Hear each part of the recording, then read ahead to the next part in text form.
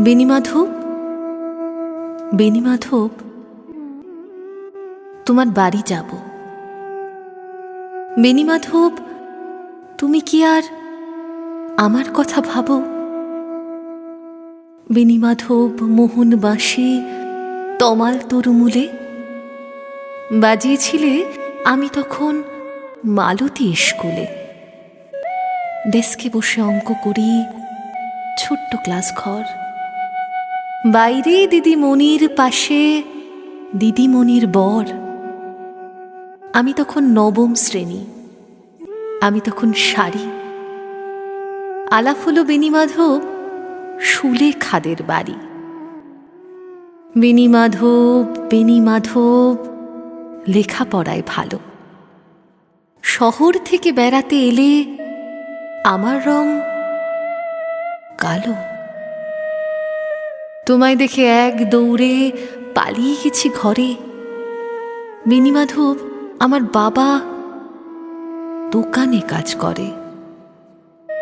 কুঞ্জে অলিগুঞ্জে তবু ফুটেছে মঞ্জুরি। সন্ধেবেলা পড়তে বসে অঙ্কে ভুল করি।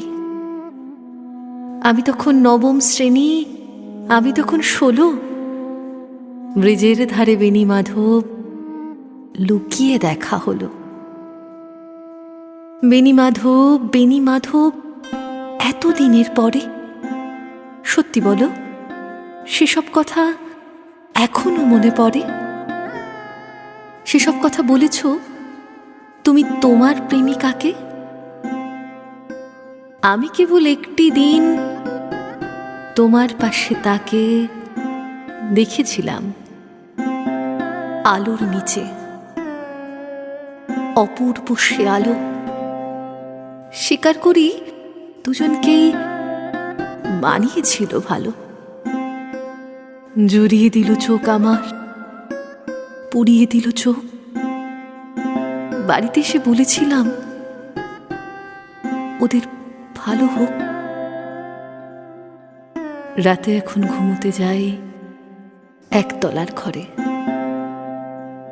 মেঝের উপর বিছানা পাতা, জ্যোৎস্না এসে পড়ে। আমার পরে যে বোন ছিল চোরাপথের বাঁকে মিলিয়ে গেছে। জানি না আজ কার সঙ্গে থাকে। আজ জুটেছে, কাল কি হবে কালের ঘরে শনি। আমি এখন এই পাড়ায় সেলাই দিদিমণি। তবু আগুন বেণীমাধব, আগুন জ্বলে কই?